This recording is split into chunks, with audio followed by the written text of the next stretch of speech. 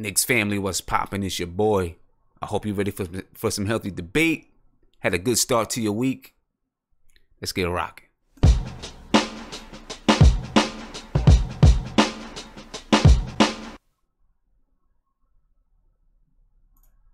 Knicks family, what is poppin'? I'm here. It's a brand new week. Hopefully your week got started off the right way. I know mine did. Had a pretty good day today. Got to rest a little bit in between working with clients, so on. I got the rest.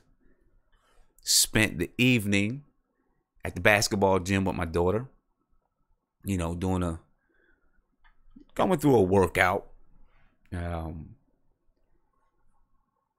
As you guys know, basketball season, AAU season is over. So usually when the AAU season is over, I get a few players. We pick 1 or 2 nights a week. We go to a gym and we work on skill. It's all skill work. Foot speed, agility, upper body strength, lower body strength. We work on those type of things. We also work on finishing moves, counter moves, doing those type of things. You know, you get a good,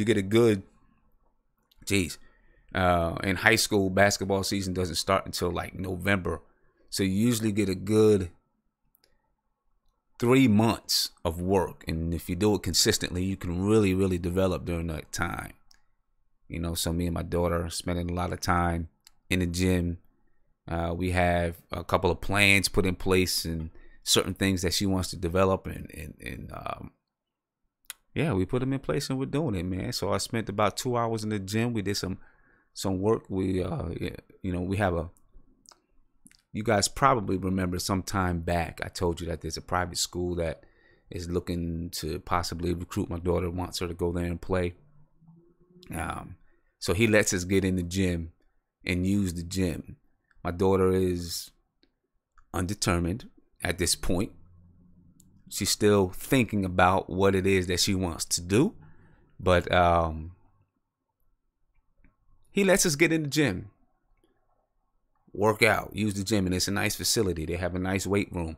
He's a physical trainer. So he takes us in the weight room and lets her and gives her some pointers on how to build in certain areas of her game. We get to stay there 2-3 hours and work out. So we've been doing that a couple of times a week, as well as, trying to get up 500 shots a day. She's working.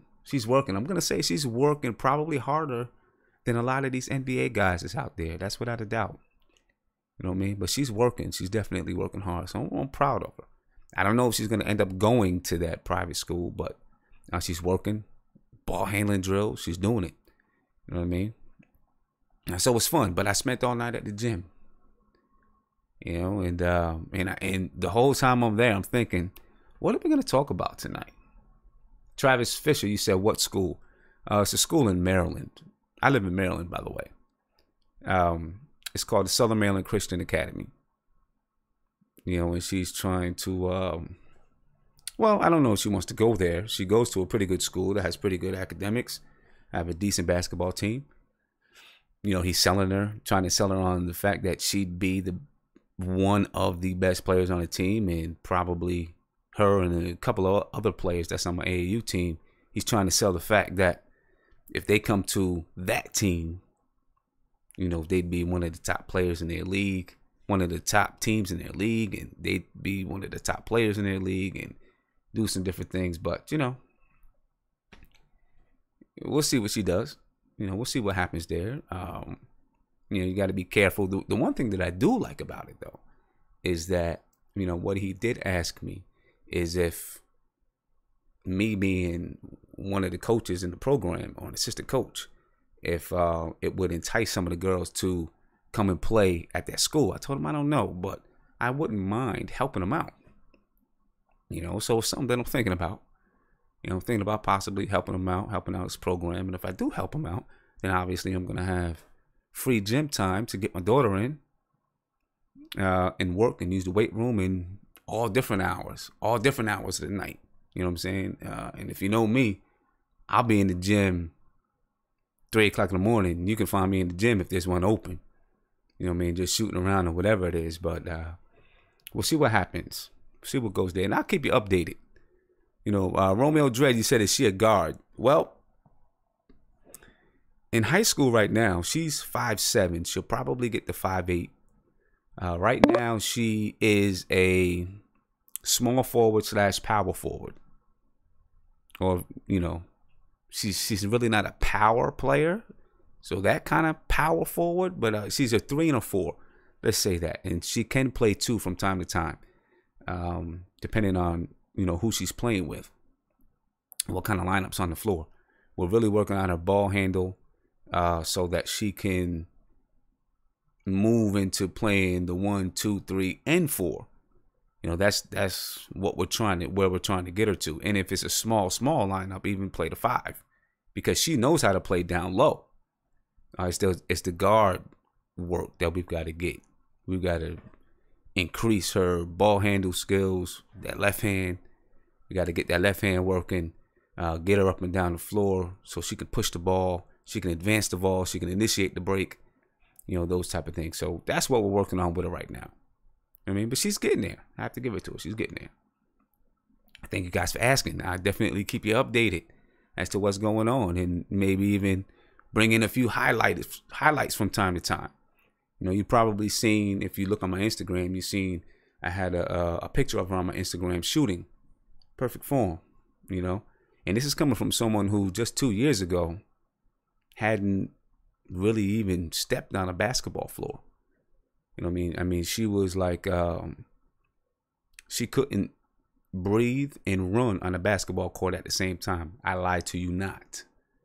You know what I mean? And now she's putting herself in a position where, you know, another year or two, she might have colleges knocking down her door. So I definitely got to give her some love for that. You know what I'm saying? Got to give her some love for that. You know, because she works. She works hard. But anyway, let's get to the task at hand. You know, let's talk about some New York Knicks. Not a lot to talk about right now because it's very, very slow with the Knicks. But there's always something to talk about. We can find something. You know what I mean? We can always find something to talk about. I see my man Rube is in the chat. You know what I'm saying? He's shaking his head. And I know Rube, listen, I know Rube got some things he wants to say to me. He didn't get to get it out in the last stream. You know what I mean? So I know he got some things he wants to get off his chest. I'm gonna let him get it off his chest. You know what I mean? I'm gonna let him get it off his chest. So that's what's up. Flashy, thank you for the super chat. He said, towards that new camera you got.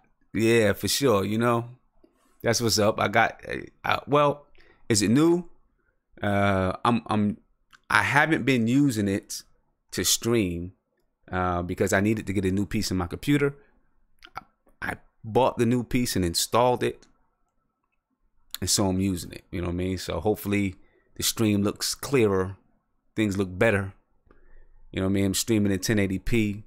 I'm working on some other things too to improve the scenery. Got a lot of things happening and going on. You know what I mean? I've been working on that a Knicks fan's memoir, by the way. You know, look out for it. Should be cool. Should be good. But we are going to talk about Damian Lillard and Kyrie Irving. I think that's a good topic. I think it's a decent topic, and I think it's something that is definitely relevant, right? Damien Lillard, Kyrie Irving. Obviously, we know, we've been talking about it forever. You know what I mean? That the Knicks will be looking to bring in Damien Lillard. Kyrie Irving in the offseason, 2019 offseason. My question is, and listen, I'm for it. I'm definitely for it. I would like to see Kyrie Irving come to the Knicks. Of course, I'm scared and nervous about his knees. I've said it time and time again. But I'd love to see Kyrie Irving play for the Knicks with the squad that we have. You know. But if let me ask you this. If Damian Lillard came available to the Knicks at the deadline, would you trade for him? That's sure money, right? That's money in the pocket. It's there. You know, you have him. You have it. Without a doubt, you can get him. And that's a price, and it's at a price that you like, a price that you want. Would you take Damian Lillard? Or would you wait for Kyrie? That's the question of the day. I'm gonna tell you the truth right now. I'm undetermined. I don't know what I would do. You know what I mean? I'm not sure. I'm thinking about it, and we're gonna take some time to compare the numbers, look at the numbers a little bit, and see, just compare the two. But I think it's a question that's definitely worth asking. You know what I mean? And before we start letting a bunch of people in the chat, I already got Ruben in the chat, so I'm gonna see what Ruben has to say, and I'm gonna give Ruben a chance to go ahead and knock me in the head a little bit, maybe knock you guys in the head a little bit. But I want to see what he has to say about this. And then when he's done, I'll go ahead and break down the numbers. And I know everything doesn't have to do with stats. I get that. But it's the best thing that you have when you're not in the locker room with those guys and you really don't know, what their locker room presence is like and what their locker room presence would be in a brand new team. You know what I mean? So Ruben, man, let's talk. Let me. There you go. What's popping, Rube? What's happening with you, bro? What's up with the chat? Peace to the chat. Like, subscribe. If you're not already subscribed, please subscribe. Sam. I'm chilling. Dame, Kyrie. I'm gonna tell you like this, and I don't know how many people in the chat gonna agree or not agree, but they both divas. One to me, I like more than the other. Okay. And it's not the one who get the most praise. Who do you like more?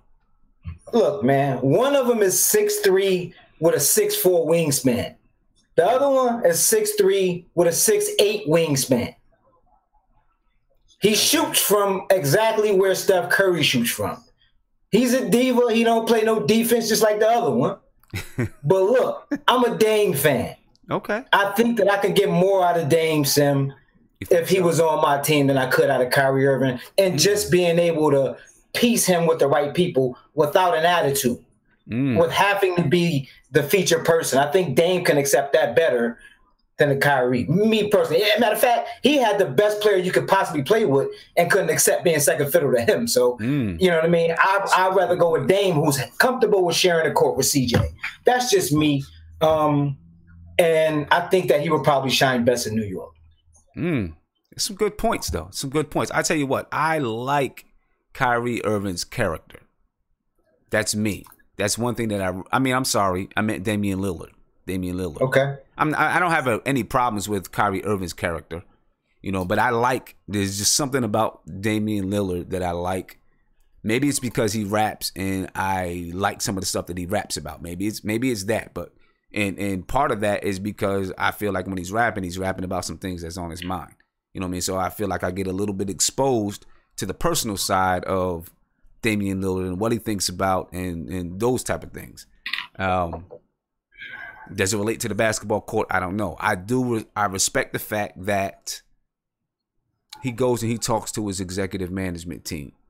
Some people look at it and say, he's demanding a trade. He's doing this. He's doing that. I don't believe that he is. I think he's talking to them to find out what are we doing next? Where are we going in the future? Is it up to him? Does management have to, do they have to succumb to that? And say, okay, Damian, we're going to talk to you. They don't have to, but I think if you have a player, any player, I don't care if they're the 12th man on the bench to your star player. If you have a player that wants to know, then I think you owe him that respect to say this is where we're going and this is how we're doing.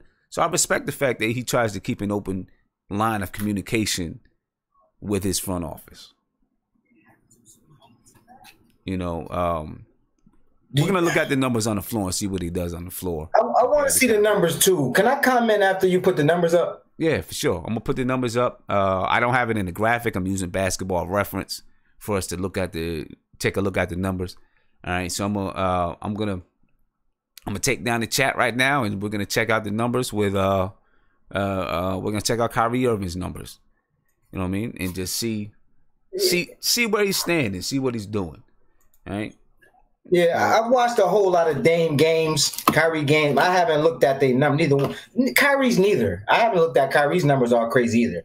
But the only people numbers I really look at are my personal, favorite players, and neither one of them are personal exact favorite. Well, I like Dame though. I do like Dame. Yeah. Okay. I mean, I like Damian Lillard too. Now I'm looking at his numbers. The one thing that I can say that jumps out off the page with me right off the bat, and you guys know how I feel about it. Shoot percentage. Shoot percentage. I knew it. I knew it. 43.9%. That jumps out at me. You know what I mean? 36% from three. That's not too bad. You know what I mean? But 40, because what it says to me, he averaged 26.9 points per game, right? 43.9% from the field. That means you're shooting a lot shots to get that 27 points per game than maybe Kyrie would, right? Now he does average 6.6 assists, 4.5 rebounds per game. Shoots 91.6% from the free throw line, 51.9% effective field goal percentage. His PER is 25.2 for his career. He's 23, averages 23.1 points, 4.1 rebounds, 6.2 assists, basically on par with what he's done. He's really not a great rebounder, but he does get some offensive boards, but barely none defensively. As far as watching the games, I'm not looking at the stats. Right, 6'3", 195 pounds. With a 6'8" wingspan, that I do know, and I think that's something that I can work with if I was a defensive coach. It's probably the main reason that Ntilikina was drafted, because he's got a 7'1" wingspan.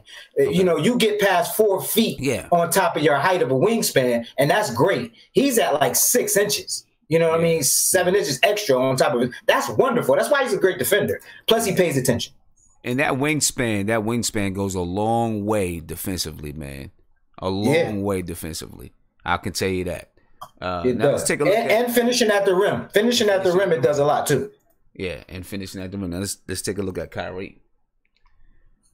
Now, here's one thing that's going to jump out off the page for me with Kyrie. Right off the bat. He's been in the league 1 year longer than Damien Lillard, I believe. Right? Am I right? I think so. Exactly one. I think exactly one.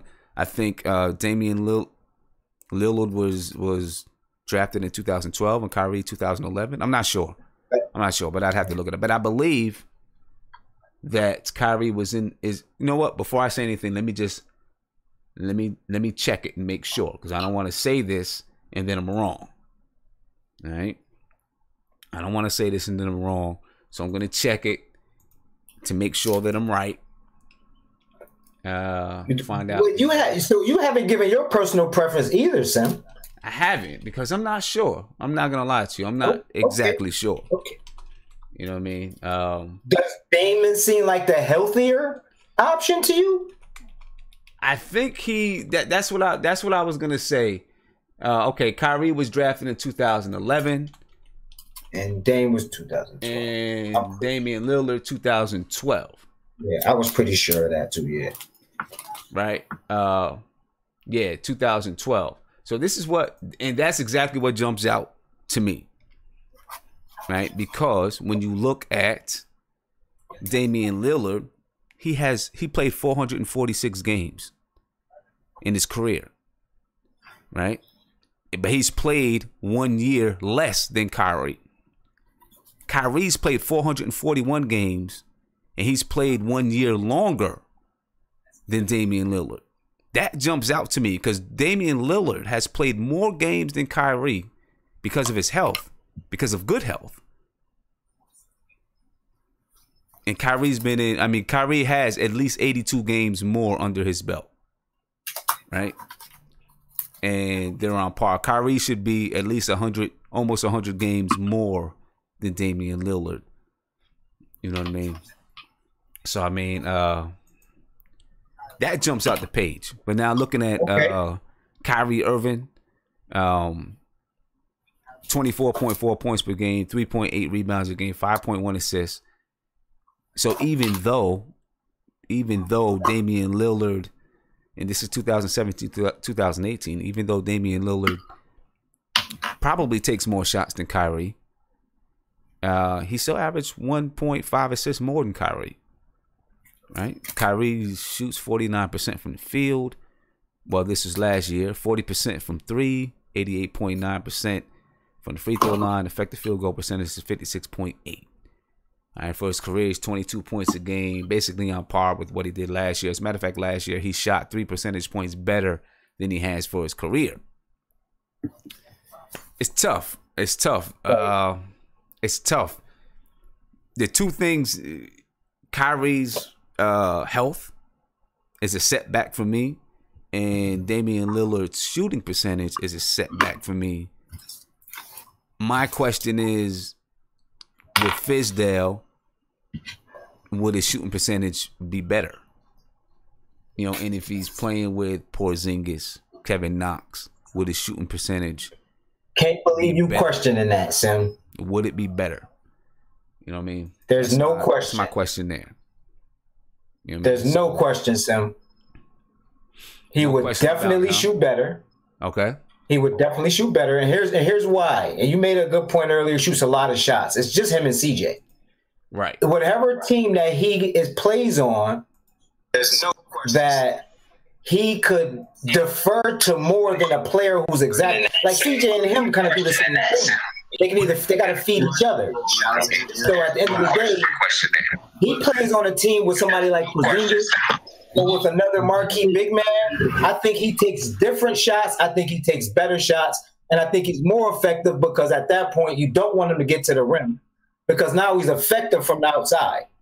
You know what I'm saying? You know, I think all of that just make him overall better player. And the better you play on offense, the better you play on defense.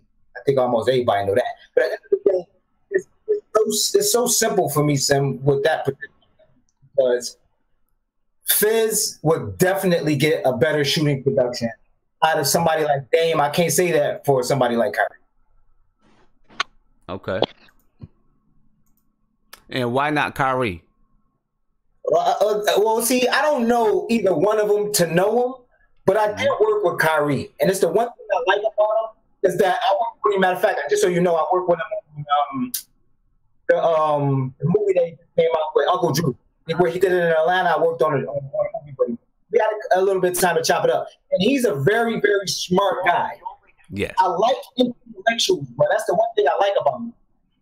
But to be an intellectual, you also have to be somewhat of a diva. You know that you know stuff, but a lot of times it comes across your attitude. He probably would be the best person to play with somebody. I wanted to say, make sure Porzingis has a good game.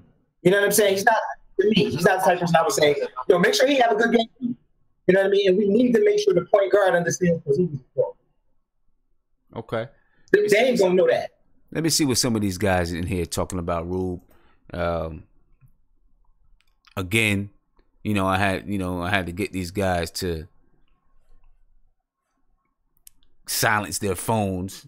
You know what I'm saying? Some of these guys got to learn how to silence their phones before I let them in, because as soon as we let them in, there's a bunch of noise.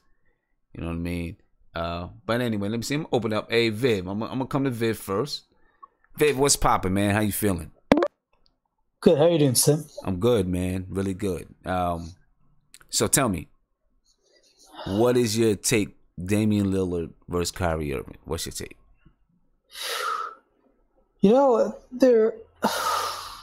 It's tough. They're two different players. Dame is a guy who, you went on the percentages. One thing to look at the percentages is that Dame takes a lot more threes than Kyrie does. In his career, he takes almost, more than half of his shots, especially last year with threes. But even before that, almost 60%, almost like 2/3 of his shots were threes. So, other way around. So it's about half his shots are threes. But anyways, if half your shots are threes, naturally your percentage is going to be a lot lower. But in that sense, I think, Kyrie, they just have two different styles of game. They played two different ways. And so I guess the real question what boils down to is that for the Knicks, then. Do you want a guy who's known to be durable, or do you want a guy who might have more of explosiveness, a little more upside because he's younger, but has a legitimate injury concern. But it's a tough decision. I like Dame. Dame has been one of those guys I could rely on my fantasy rosters every year. Definitely a championship guard to say the least. Right. Gets you threes. He's clutch. He has ice in his veins. If you remember, I think what was it, a couple years ago, 2 or 3 years ago, he had a game-winning. He had whatever game winner. I forget. I think it was Houston, the one that clinched the first that helped them win the first round or whatever. Right. He's a very, very clutch player, and he's a 4-year player. I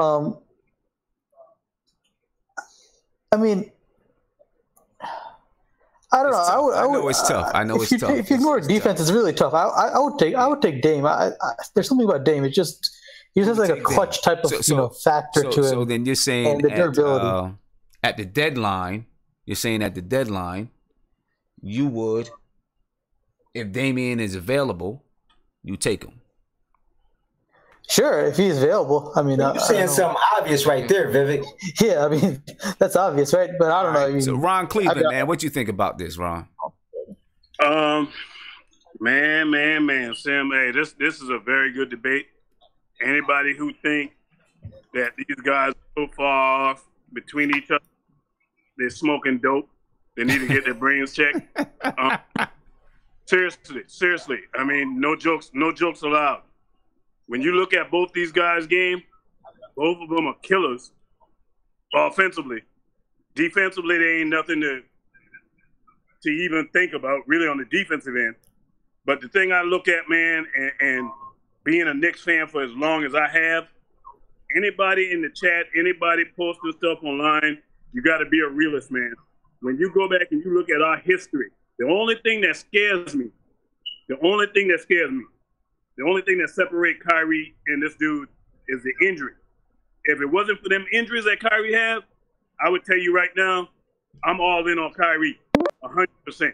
100%. Okay. But them doggone knees, go down the list of the players that we done had, man. I'm going to call some names for you. Antonio McDyess.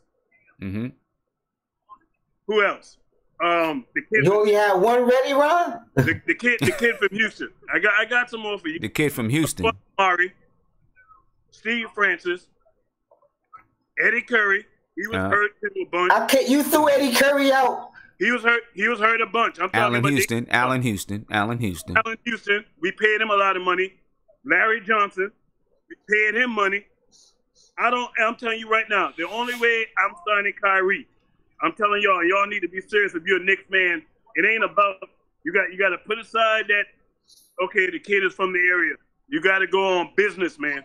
If we can't assure them knees, this is another Amari Stoudemire waiting to happen. I'm not taking no chance on that. So that's the only reason why I would go to Dame. But when I'm looking at the separation of who done been in the playoffs, Kyrie is proven. He's legit.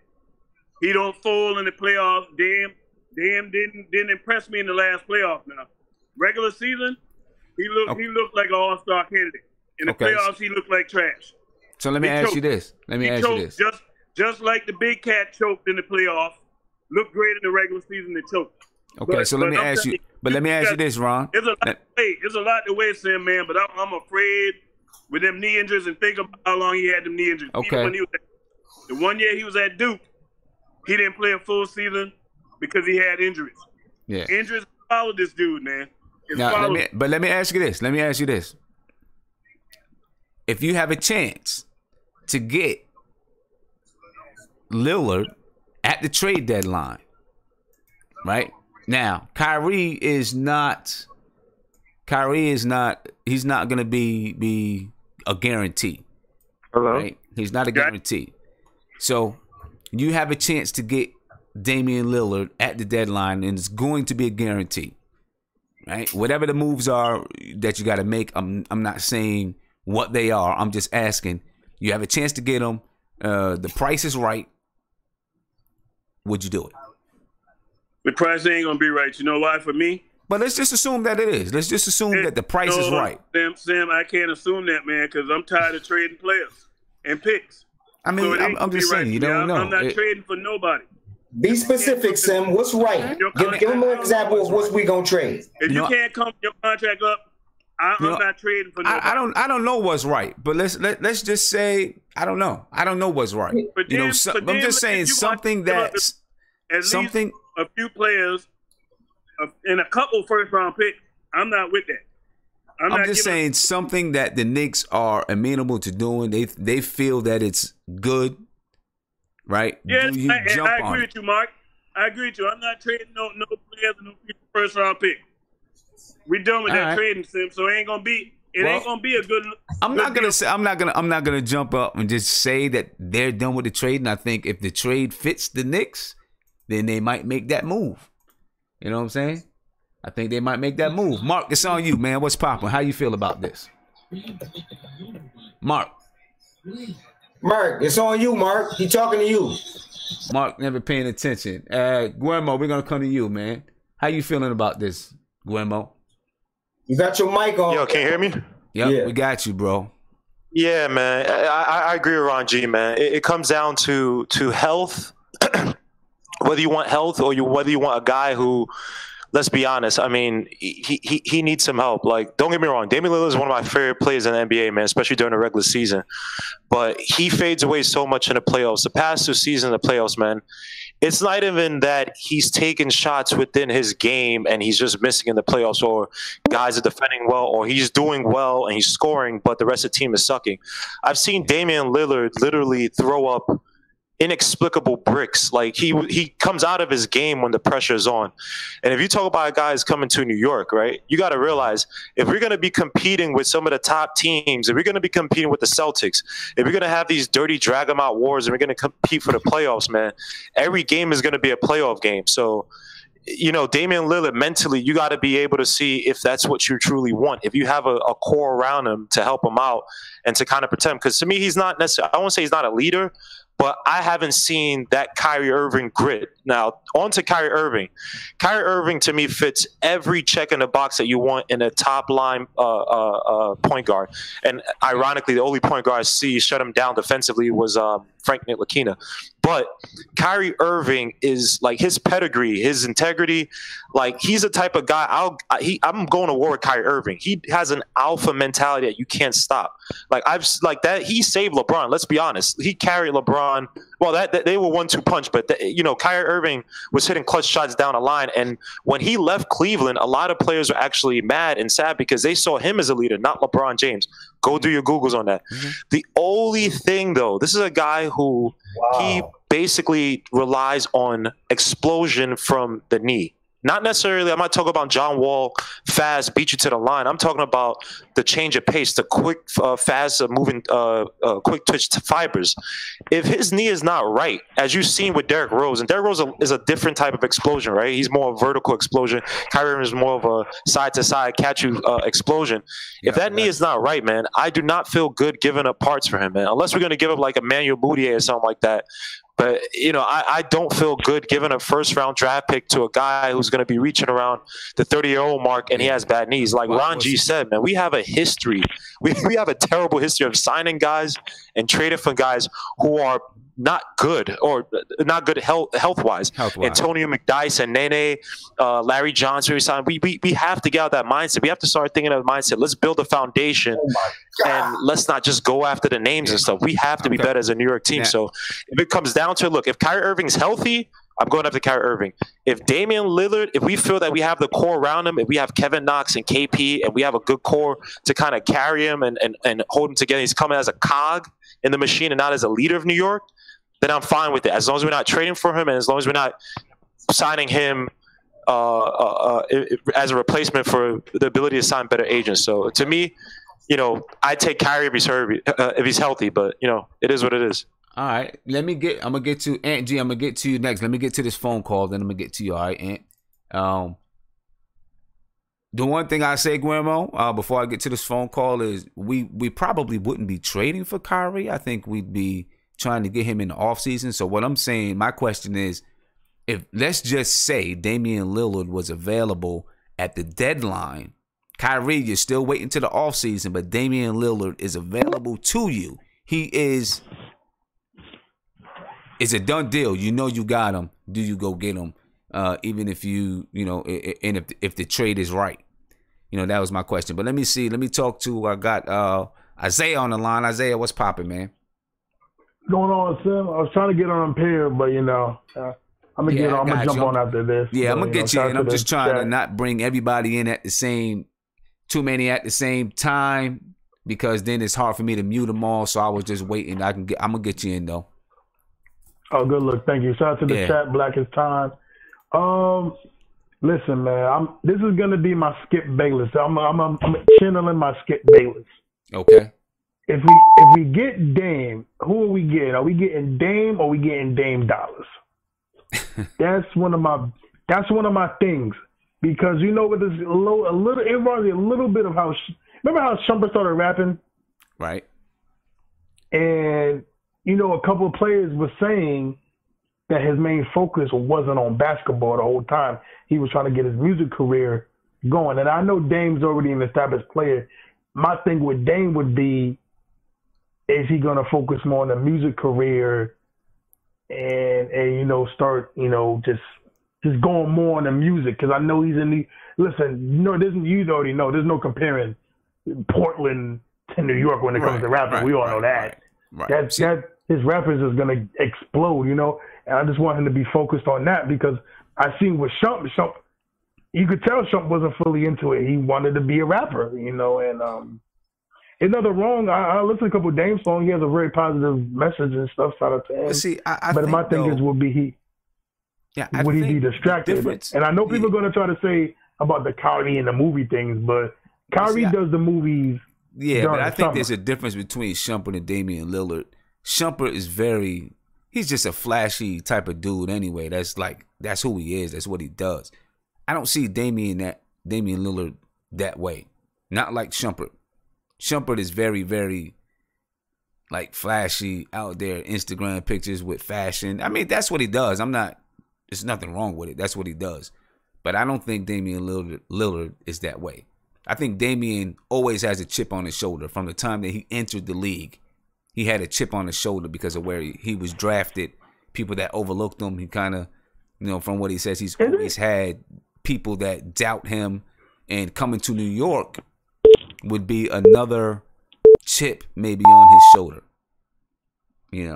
I'll say this though, Sam. If both are healthy, there's no question you go with Kyrie. I like Damian Lillard's game. Well, my question is not if they're both healthy. Let's assume that they're both healthy. But you can get Damian Lillard at the deadline right now. It's a done deal. You have him. You're still waiting for Kyrie. You don't know if you're going to get Kyrie. You don't know what he's going to do. But you got Damian Lillard in the bag. Would you do it at the deadline? No. I'm not trading. No. Okay. All right. My thing with the trading is, listen, man, if we trade Damian, let's be real. We're going to have to trade either a first-round pick or an asset. And I am completely almost done.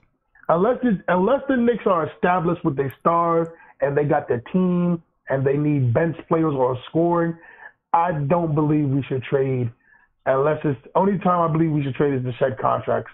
Right now, where we at, I'm tired of these mid-season trades where we try to get this. No. We're not trading young players and assets. We're gonna collect, and then when the time comes for us to do what we have to do and trade certain things, then we do that. When I'm tired of us trading, giving away assets, and they become good, and then no. Let's stick with what we're doing. Stick with the plan, and let's do it like that. No trading.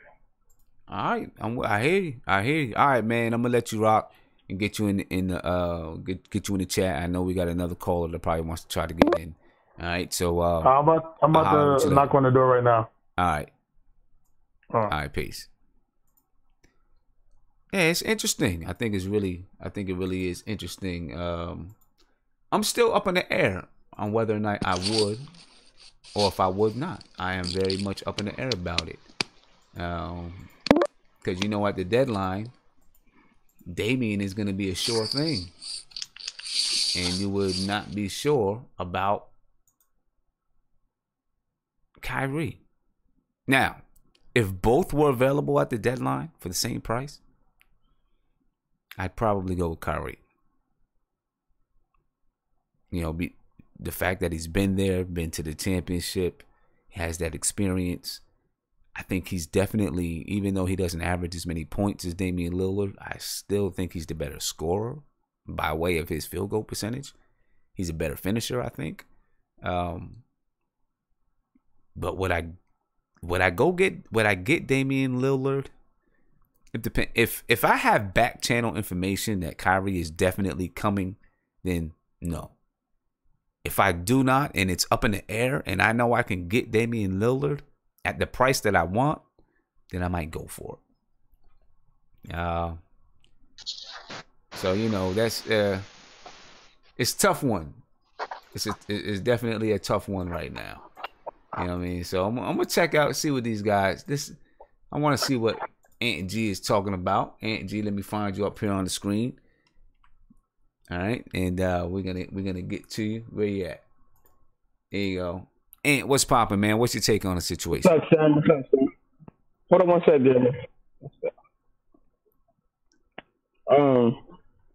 I think it's a beautiful problem to have, in my opinion. If that's the decision we're faced with, I don't think it's a wrong answer to it. If I had to pick, I would go with Kyrie. That's because he's proven to be a championship player. But if we had to settle for Damian Lillard, I wouldn't be mad about that. Okay. Yeah, I mean, I would not be mad about that. Yeah, and I mean, is it settling? I don't know. Not really. I mean, is it really settling? Talent-wise, no. But I would want to go with the proven commodity. I mean, Kyrie is shown to be a big stage player on a big stage, so okay. I think that would give him a slight edge. So let me ask you this, and I'll ask the rest of the chat this as well. Let's say it was Damian Lillard playing with LeBron in the finals instead of Kyrie. Mm-hmm. Do they win that championship? I don't know, because Kyrie was special in that championship run. He was. I don't know. That's a good question.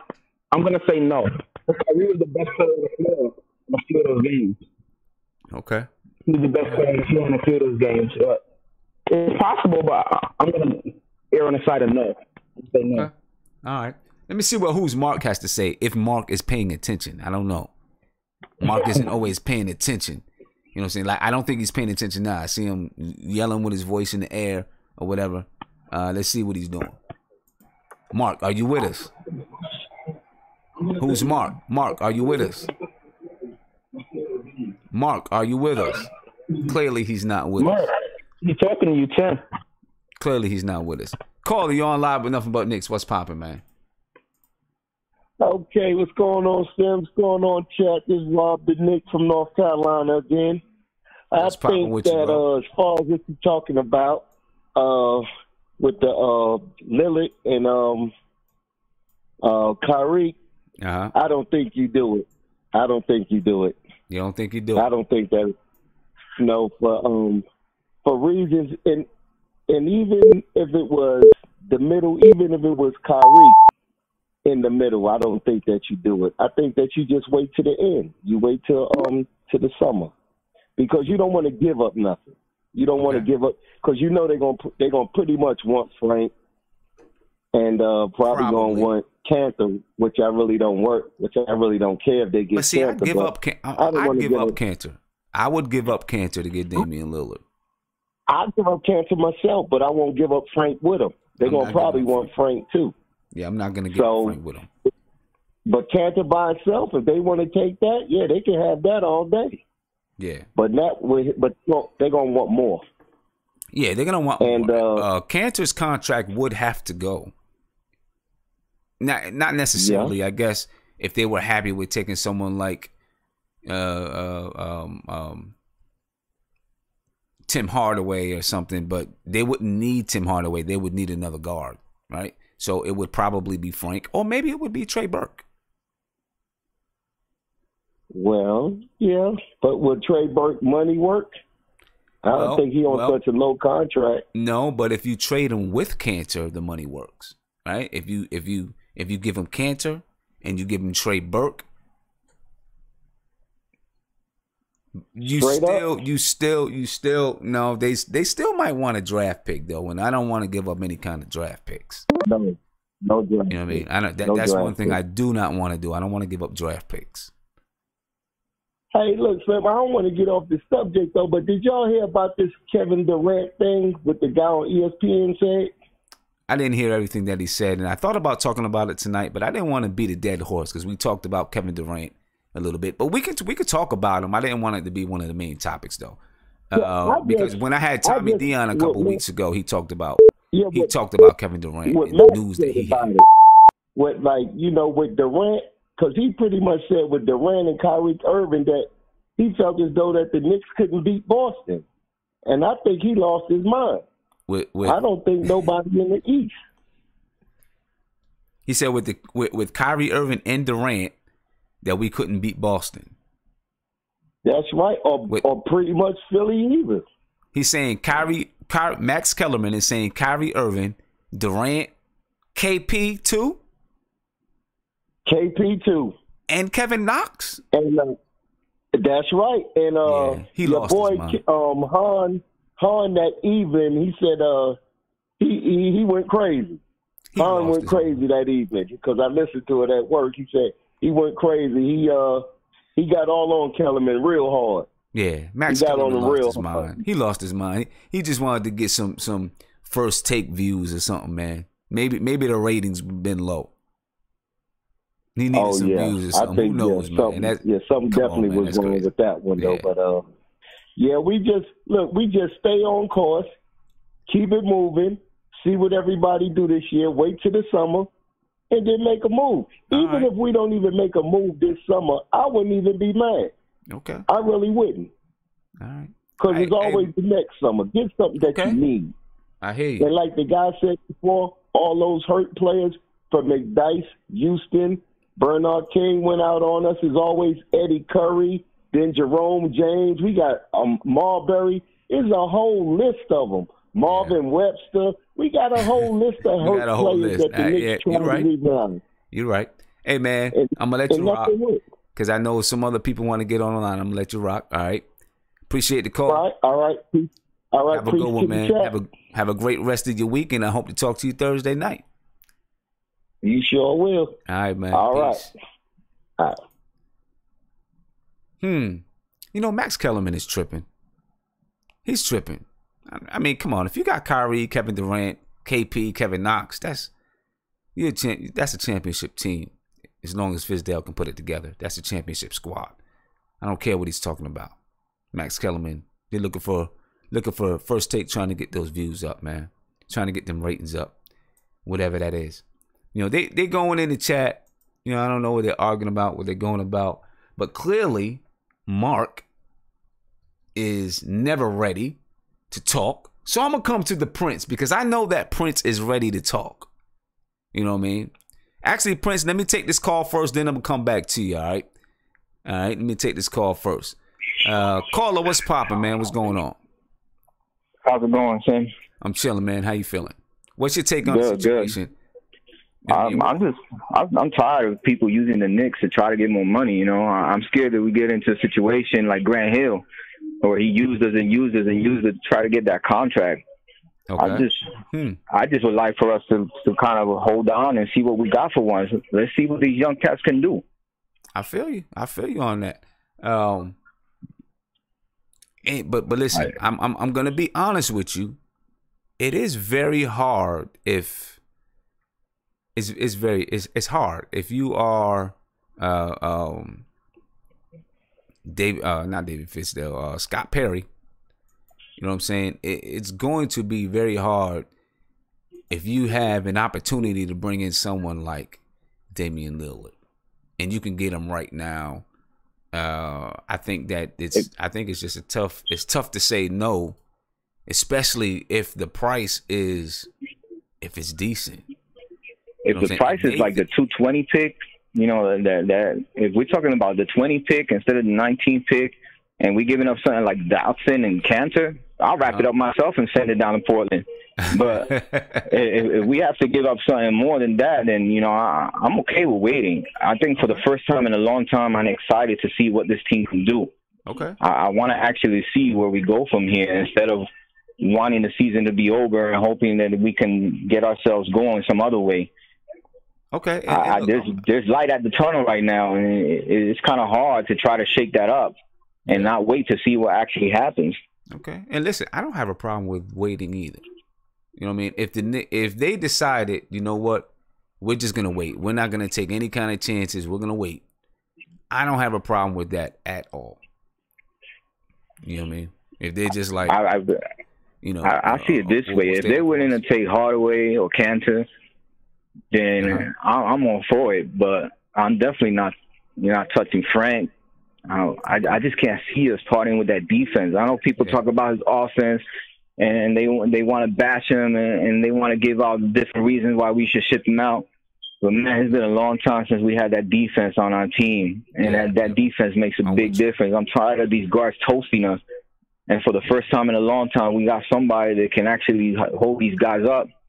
I really want to protect Frank at all costs. Okay, I'm with you. Hey, man, I appreciate the call. Listen, I agree with you 100%. I want to protect Frank, too. I don't want to get rid of Frank. We need that defense there. It's something we haven't had. But, hey, man, I appreciate your call. All right, I'm going to let you go so I can I want to get to some of these super chats. So I'm going to let you rock, all right? All right, man. Have a blessed night. You too, man. Appreciate the call. All right, bye-bye. All right, peace. Yeah, I want to protect Frank too. That's a good call. You know, I want to protect him. I do want to get to the question that I asked earlier, so I'm gonna ask the Prince when he comes in. You know, in this comparison, and we're gonna put this to bed soon. I wanted to hear from Mark, but Mark is never paying attention. You know what I mean? But we're gonna put this to bed. But what I did want to hear is if Damien Lillard was in the championship game with LeBron, would the Cavaliers have won? If you switch those two, if you switched them, would the Cavs had won? You know, it's hard to say. I don't know. It's a good question. Very good question. Let me get to some of these super chats. Big shout out to Siobhan Robinson. Said, I'll wait for Kyrie because you get the bundle with Jim. Oh, with Jimmy Butler. If that's the way the Knicks want to go. Jason Alba, thank you for the super chat. He said, when is your next episode for the NBNY show? The entertainer is actually, he was on vacation. He was in Vegas on vacation.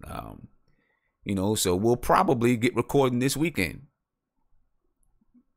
Probably record Friday night. So expect one of those soon. Siobhan Robinson, thank you for another super chat. Said Lillard is the DeRozan of the West. Cut it out. Oh, I don't know. I think he's got a little bit more grit than I don't know.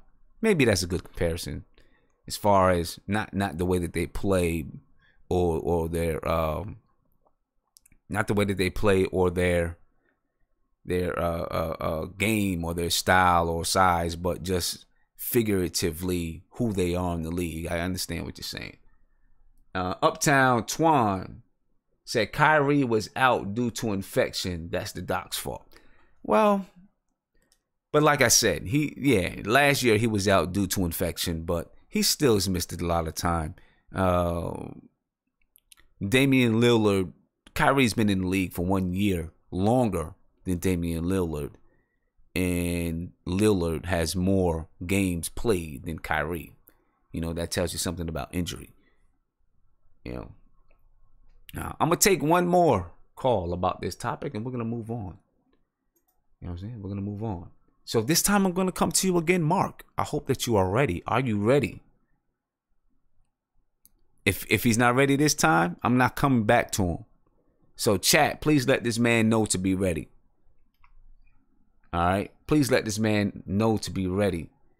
If he's not ready, then I'm not coming back to him for the rest of the night. He's just going to be lost. That's that. Mark, are you ready? Yeah, you hear me, Sam? Yeah, I can hear you, man. I've been trying to hear you forever. You hear me? I can hear you. All right. Now, because I had you mute in my chat. I didn't know you was coming to me. That's why. Okay. Well, can you turn that down in the background? No, my background turned down. My volume's on 10. You good? Now you turned it down. Good. All right. See, you know what I'm gonna do, Mark? I'm gonna email you a set of rules, and can you print it out and just put it on your wall? Now, because sometimes my computer by my television, and sometimes my volume's on 10, bro. I didn't know it was that loud. I can still hear it though. All right, my bad, dog. Now, so what's your take, man? What is your take? What is your take?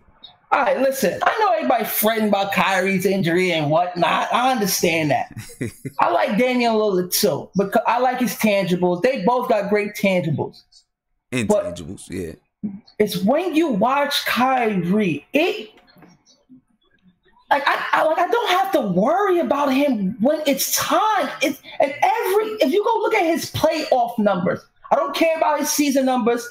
Go look at his playoff statistics, and every time he gets there, it just goes up another level. And on top of that, he put fear in these players that I haven't seen in a while. Okay. He actually put fear in these players. I agree with you. I'm not against you. I'm agree with you. Damian, I like Damian. My question is just, and I don't think everyone is just looking at the straight comparison of the two. Yeah. But my question is, if you know you have a sure thing, and let's just imagine for a minute, because everyone's gonna say, "What's the price?" Let's just say at the deadline, Portland offers a really, really good deal, fair deal to both teams on the table. You can get Damien Lillard right now, and it's a sure thing, or you can wait for Kyrie Irving in the summer, and it's an unsure thing. And this is what I wanted to speak about, because if they're giving up Damian Lillard, they're gonna ask for 2 future first-round picks, and they're gonna ask for one of our young players. That's just facts. Well, let's just say whatever they asked for. Let's just say whatever they asked for. Scott Perry was like, "This fair deal." I wouldn't trade for Lillard, because guess what? You know why I wouldn't trade for him? Because guess what? Next year's pick, right? Because God is going to be with us. We're going to lose games. We could use that pick to do other greater things, even to get another star player. We don't have to get Jimmy Butler. We could use that pick and something else to get someone else. That's how I'm thinking right now. Mm-hmm. That's why I wouldn't trade for nothing. I'll leave the Knicks how they are right now. Just get me into 2019 where things just start to fall.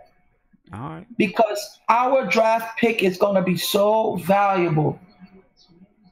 It's going to be valuable. We can. I don't really want Jimmy Butler here, but if he comes on like a 2-year deal, If he, because this is what I was thinking. Because I don't have Kevin Durant leaving in 2 years due to this year he signed, and next year they're going into the new arena. He's definitely going to sign for that. Right. So I see after 2020, I could see him leaving. So this is what I was thinking. You bring in Jimmy Butler and you give him a 2 and an out. But when you bring Jimmy Butler here, he brings intangibles within defense, holding players accountable. He just brings a culture. And people might say, he might rub the wrong people somewhere, but guess what? I'd rather that in New York for players, because in the past we had players come here, they're in New York, and they don't care about basketball. Okay. So I'd rather have that one player that rub people and all type of. We come here for business, man. All right. So we can bring in Jimmy Butler. No one said Jimmy Butler's gonna sign here for 4 years. It's what the Knicks want to give. It's not what the player is asking for. It's what the Knicks want to give. Okay. So I feel if we bring in those two, I know Kyrie's injury, but boy, the eye test is just there for this kid. Yeah, I mean, but the eye test, I'm gonna let you go after this, Mark, because I want to move on. We don't beat this to death. But the eye test doesn't mean anything if the player's not on the floor. You can see, right, but you listen, can see all you want. Like the player's not on the floor. The eye test doesn't mean anything.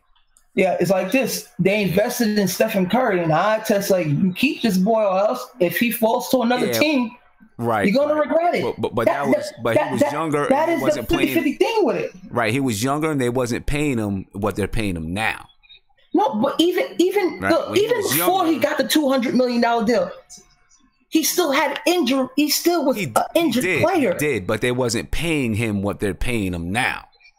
What I'm saying, before he even got the deal, within between him getting that deal, he still was an injured player. He was, but what I'm saying is they invested in him at before the 4 years before he got $200 million. Yes, at a salary level that they're like, okay, we can deal with it. But if you're a player that is often injured and your salary level is going to be $30 million a year, that's a big difference. And so let me ask you a question. Let me ask you one question. So you would rather say if we can't land both of these guards, Lillard and Kyrie, who are we gonna have at the guard spot? If we can't land, if we can't land either one of them, I'm not just gonna throw my money at somebody. I'll wait. No, but out of all the guards in the league right now, right, all of them is done paid off right now. All of them, from Russell Westbrook. I'm talking about like the top 5 guards. Right. Russell, Kyrie, if he don't come in, Lillard. Who I would put? John Wall, he paid. I like John. That's about it. Who I feel like that can take me to another level with my small forwards and my guy Porzingis. The other guards are like second tier, third guards. I mean, but that's what I'm saying. If I can't get who I want, then I'm not just gonna spend my money on anything. I'll wait. You see, next year, that's why we gotta throw Frank at that point guard and just fuel the fire for him. Because I really want to see what he's gonna be next year. Because if he takes a decent league, I would consider him starting and going forward with him. Okay, all right.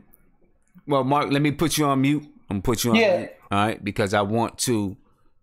The Prince, I'm coming to you next. I apologize, but I gotta strike it when it's hot with Mark because he's not always gonna be paying attention. So I gotta strike it when it's hot. You know what I'm saying? If I got his attention, then we gotta go with it. So, but key dates. I just want to talk about. Oh, I'm sorry. I want to talk about this NBA rookie survey. If you guys remember last year, we were laughed at with this NBA rookie survey because Frank wasn't in the running for anything. Well, this year the Knicks were all over the place, and I feel good about that. I mean, it doesn't mean anything. It doesn't mean a hill of beans.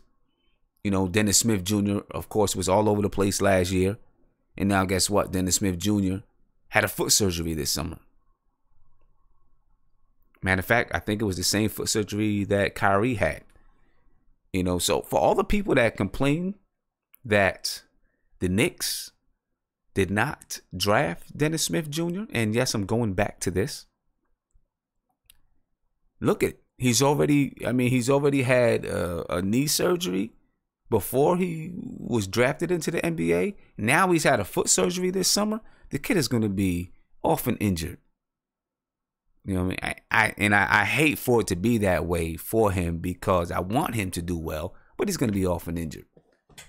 And I'm not sure. I don't think we're going to say the same thing about Frank in the future. But anyway, the rookie survey, NBA rookie survey that goes out every year, says some good things for the Knicks. Would have been nice to see Kevin Knox as one of the, the cover photo, but who cares? It is what it is. But this is what rookies think of each other. If you're not familiar with the rookie survey, every year they do a survey where they ask rookies what they think about other rookies in the league. All right. So the first question, who will be the 2018-2019 Kia Rookie of the Year? Number one, tied for number one, is DeAndre Ayton and Colin Sexton. You know, that's what rookies think. And listen, they play against each other. So obviously, you know, they know a little bit about who can do what. All right. Tied for third was Luka Doncic. I can never say his name right, however you say it. And Kevin Knox. They both got 9%. And then tied for fifth is Mo Bamba, Devontae Graham, Michael Porter Jr., Trae Young. Not even sure if Michael Porter Jr. is really going to play that much this year. You know, but we'll see what happens there. All right. Others receiving notes: Marvin Bagley, Troy Brown, Wendell Carter, Amadou Diallo, Harry Giles, Jaren Jackson, Lonnie Walker. I wouldn't listen. Lonnie Walker could surprise some people. You know what I mean? He's playing in a perfect system for him under a great coach. And he could come out and he could be something special for San Antonio. All right. And then, you know, they just kind of show you who was picked where in the past. Which rookie will have the best career? Wendell Carter Jr., that surprised me. You know, this is other rookies choosing who's going to have the best career. Kevin Knox for the Knicks at 10%. Jerome Robinson for the Clippers at 10%. Then you got DeAndre Ayton, Mo Bamba, Mikal Bridges, Colin Sexton, and Lonnie Walker, all at 7%. Okay, and then you can see who, you know, the others receiving votes. I'm not going to read them all out. Which rookie was the biggest steal at where he was selected? All right, you got Bates Diop, then Michael Porter Jr. at 14, and I think a lot of people would probably agree there if he can put together a career without health issues getting in the way. Jalen Brunson, Gary Trent, and if you look down here and others receiving notes, you have Mitchell Robinson right there, number 36 for New York. You know, from, of course, as Knicks fans, we probably feel that Mitchell Robinson was the biggest steal of the draft. I know I do. All right. Which rookie is the most athletic? Zaire Smith from Philadelphia was voted number one. Amadou Diallo, Josh Okogie, Lonnie Walker, Marvin Bagley, Miles Bridges. All right. Most athletic.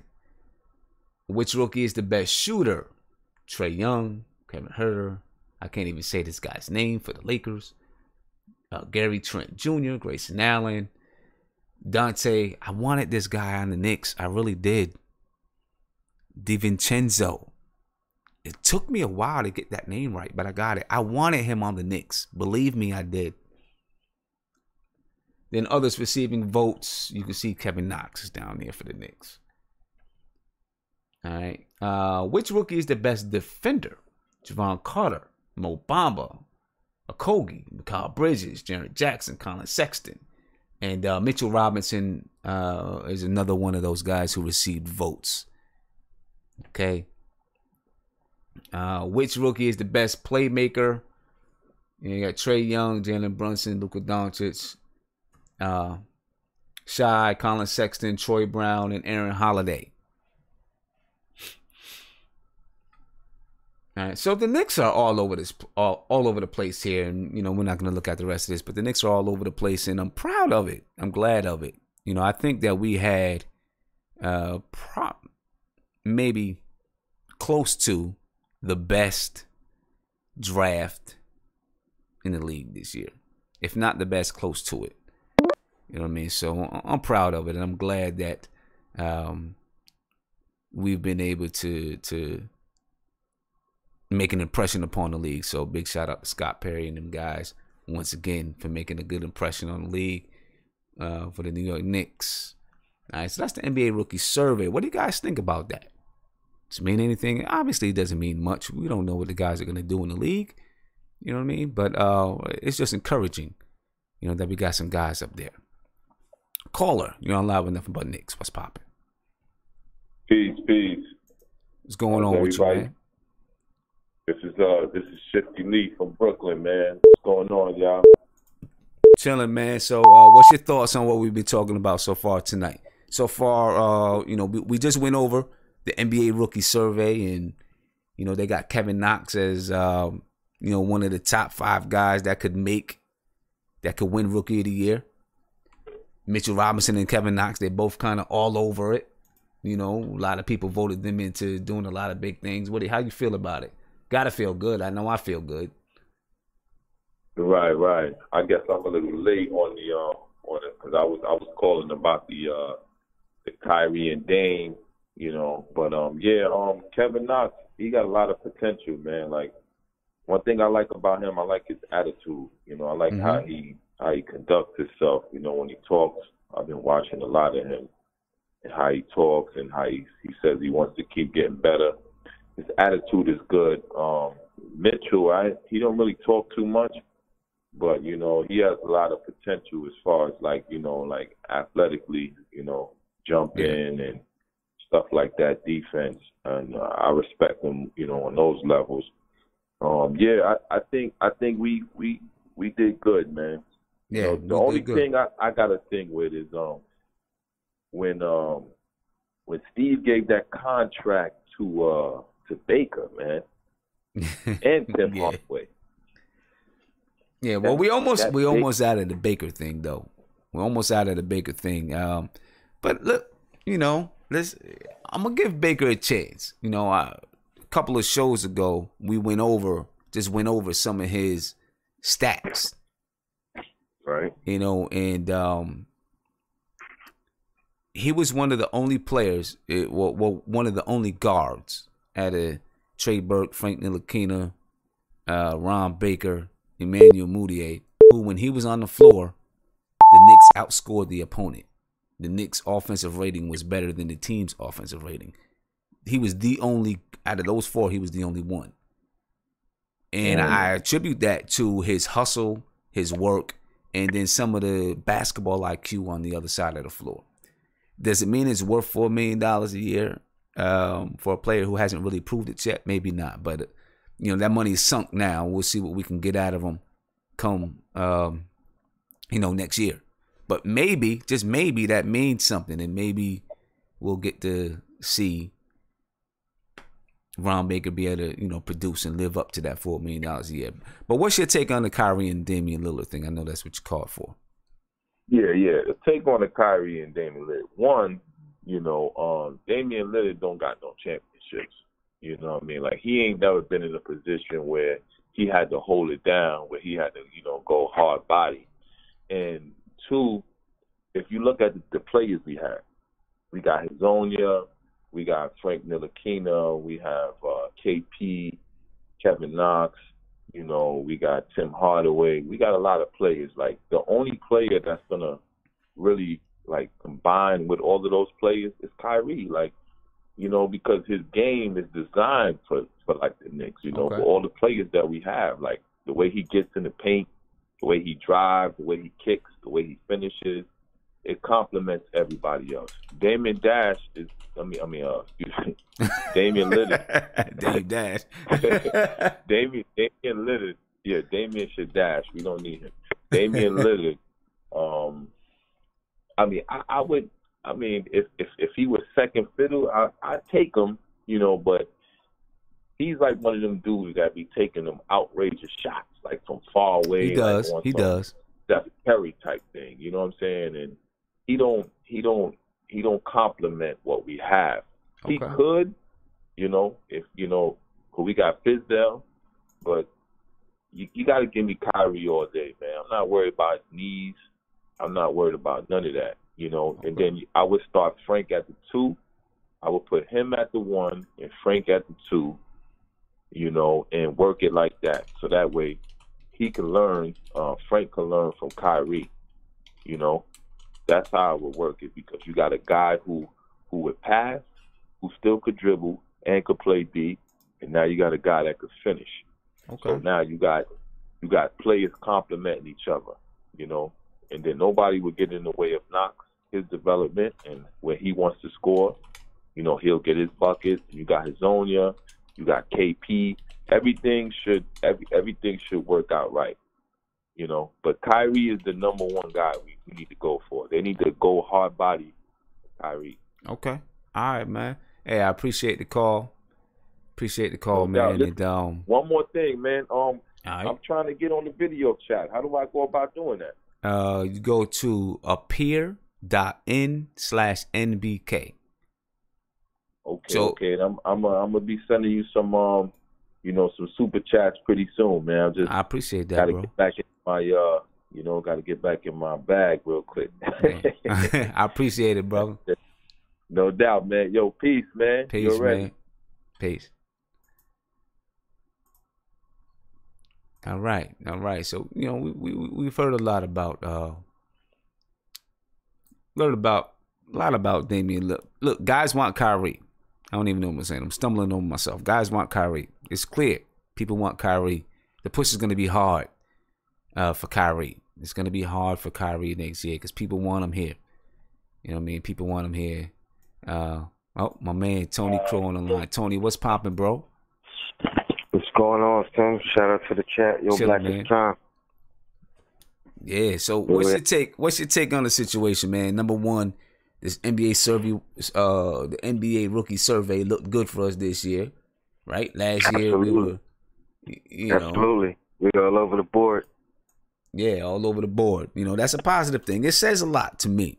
Some people may say, some people may say it doesn't mean anything, but it just means something in the way I think other rookies, other teams, respect our players. At least respect our rookie players right now. You know what I'm saying? Yeah, absolutely. We got some players, man. We got a sure thing in Knox, or he's looking like a sure thing, and Mitchell, I think he's still gonna surprise a lot of people. Yeah. So I'm happy. I'm happy with that, man.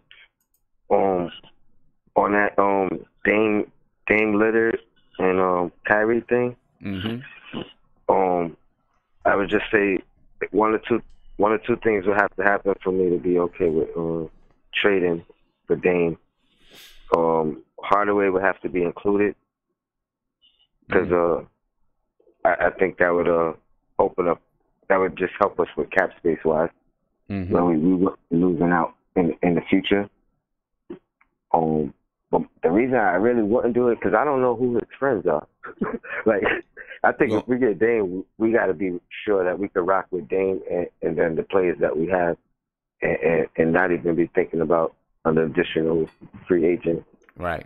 Down the Kyrie is coming with somebody else. So. Yeah, I think Kyrie is my guy. Okay. And it's down the road, so you know what I mean. We really get to see what we have in the players that we have. We don't have to necessarily give up any assets. Yeah. All right. Important dates coming up in the NBA. Have you had a chance to look at it? We're gonna take a look at it now. Have you had a chance to look at it? You could go over real quick. And I'll give my opinion. Yeah, because we got I'm about to go over right quick. Let me let a couple of these guys in the chat that's been waiting to get in for a while. I know Nate's been waiting to get in. I got Rafi that's been waiting to get in. The guy's been hanging here, so I'm gonna get these guys in right now. Let me ask you one thing real quick. Did you see that 2K video they made mocking Melo? Nah, I didn't see that. Man, when you see it, man, I'm gonna have to check that out, man. It's horrible. People keep throwing hate at my boy. Yeah, that's my man. People keep throwing hate at him. They had the whole Golden State team playing defense against him, and all four of his teammates open, begging for the ball. Yeah, that's crazy. It's crazy. Well, I'm gonna go over this real quick. And there's some important dates that people need to look out for. September 7th, this is what's coming up. The Naismith Memorial Basketball Hall of Fame enshrinement. September 21st is the first allowable date for players participating in preseason NBA global games to report to their teams no earlier than 11 a.m. local time. We're coming close, guys. We're coming close to the start of this preseason. We're like a month away, man. We're coming close. September 22nd, training camps open for all teams participating in preseason NBA global games. So if you're playing in a preseason game overseas, on September 22nd, you can begin training camp. September 24th is the first allowable date for all other veteran players to report to their teams.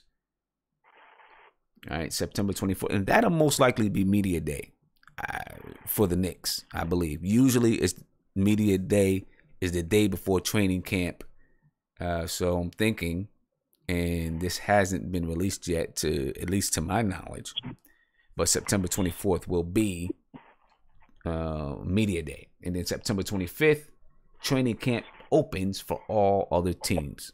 All right, so we're at August 21st right now. We got about 30 days to go. All right. Nice. September 28th, NBA preseason games begin. October 5th, there's some games in China. The Mavericks and Philadelphia both playing China on October 5th and October 8th. The preseason ends on October 12th. By October 15th, rosters are set for NBA opening day. So the Knicks right now are at 19 players. They could bring in another player and make it and take that number to 20. If they're looking to trade Courtney Lee, if they're looking to make moves, then they're probably holding that spot so that they can make a trade. And then by October 15th, that number needs to be down to 15. 15 guaranteed contracts and two-way contracts by October the 15th. So that's a key date for the Knicks, right? Because we've got a Courtney Lee, Joakim Noah. I'm pretty sure Joakim Noah will probably be done by September 1st, but key dates right there, right? December 13th, December 15th, there are NBA games in Mexico City. The Magic and the Bulls, the Magic and the Jazz. 2019, 10-day contracts may now be signed on January 5th. That could come into play if, Alonzo Trier and Hicks are, well, there are two-way players, so it doesn't really come into play. All right. January 5th is the last day to sign NBA two-way contracts. We've already done that. January 17th, the New York Knicks play the Washington Wizards in London.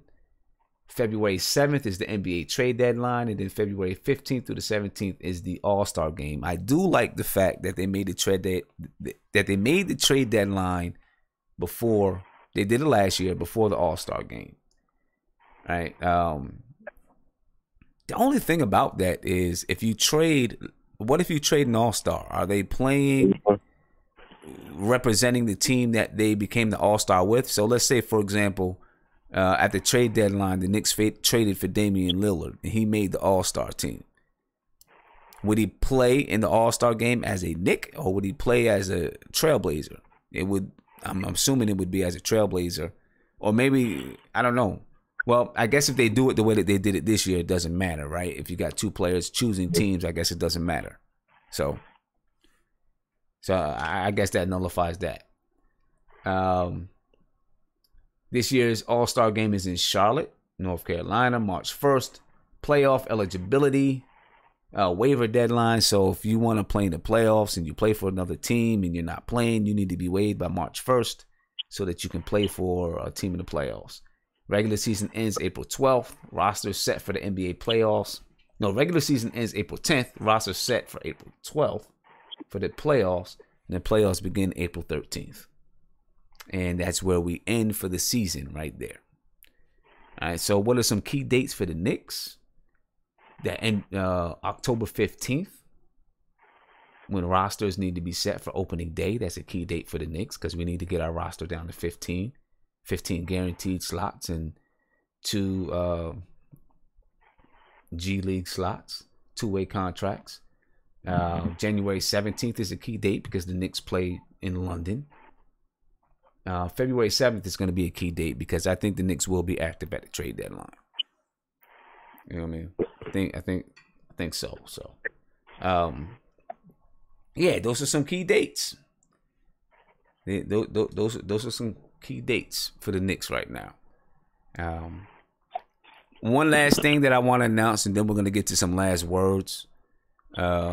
And Tony, well, let me just get. What do you think about the key dates? Anything in there that I missed? Anything that you want to key in on? The most important one is with the 15th, obviously.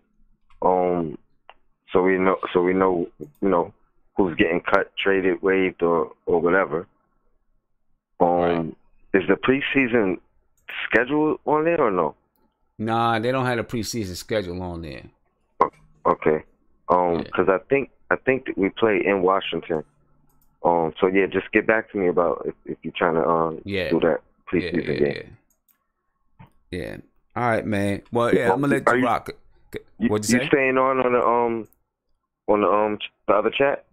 I'm not sure yet. If I'm not sure. All right. Yet. Yeah. I'm gonna knock now though. All right. Peace. All right. One. Yeah. Shout. Oh. Sorry, I didn't mean to cut Tony off. Before I get to last words, I just want to bring up. I want to give a shout out to the Knicks gaming, the Knicks NBA 2K gaming team, who made it to the NBA 2K finals. Okay, so August 25th, this Saturday, the Knicks gaming will play Heat Check Gaming at 4 p.m. You can see it on Twitch live if you're into that sort of thing. All right. They play at 4, they play at 5, and they play at 6. It'll be streaming live on Twitch. All right. If you want to, take a look back in the playoffs, the Knicks beat the Blazers gaming 82-78 on August 17th. On the 18th, they beat Cavs Legion to advance to the finals. All right, so big shout out. At least we got somebody. At least we got somebody out there that's winning for New York. You know what I'm saying? And I see the super chat. Big shout out. Whoever gave me that super chat, I just seen it scroll across my screen. I'm about to get to it right now. I do see some people saying we gotta check out some of these trolls, and I'm going to check them out. It's hard for me to see everything that's going on in the chat and talk at the same time. But I will check them out and take note, because I always go back and look at the chat. I'll take note and I'll get to them. You know what I'm saying? But listen, if I see you, man, and you're doing some trolling, you're gone, because that's not what we're here for. I mean, it's not what we're here for at all. So, no trolling at all. Last words. We're on last words. You know what I mean? And I want to get to these guys here in the and that was Uptown Twan. Thank you for the super chat. You said gotta monitor the trolls in the chat. I got you, Twan. You know what I'm saying? I'm gonna go back and check out who's in here trolling, and I will get them out. You know what I mean? Because it's not cool. So I will definitely go in and block these trolls and get them up out of here. You know what I mean? If you want to write their names right now, I'll try to go back while we're doing the last words. I'll try to go back and get them out of here if you want to write in their names. You know what I mean? But anyway, let's get to these last words. We're going to get to the last words. And there I was checking out the trolls. I see him going forward in the chat. Ruben, I'm going to open it up to you so you can give me some last words. My man Rafi, look at him. My man Rafi got, I don't know what's going on over there in the UK, man. He got the red light on him. You know what I'm saying? I don't know. Rafi. I don't know, man. I don't know what's going on. Rube, what's up, man? What's popping? It's on you, brother. Yo, Guillermo, Mark. Hey, Then brought it to the chat, y'all. So he about to go ahead and go in the last words in a second. Yeah, I'm on you right now, Rube. Yo, Mark. Tim brought it into the chat, so we gonna go to the last. I guess I'm not sure you can hear me. Rube, it's on you, man. Hey, Ruben. I definitely hear you, Sim. I was being talked over, bro. My bad. So I wasn't even able to read the chat today, so I can't even. I usually do. So shout out to my biggest hater in the chat. You know who you are.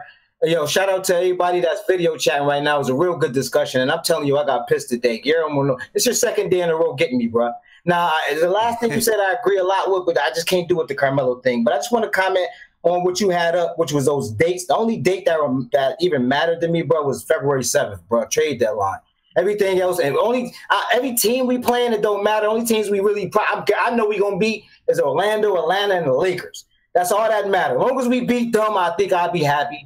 Outside of that, we win, we lose, as long as we play well. But this Dame Lillard and Kyrie Irving debate that we got going on in the chat, I just want to make sure everybody understand my point and only my point. Oh my God, Guillermo, I mean, you have to talk about this Carmelo thing. But is this one thing? Like, I believe KP is our superstar. We bring in Kyrie, he's our superstar. It just is what it is. And honestly, he's better than Dame. I think he is in aspects. But I think we can get the most out of Dame, which would be the best thing for KP. The question in the chat was, who you wanted to in the last 5 minutes, especially considering what we saw from Kyrie Irving and Dame. You want to give it to Kyrie, no question.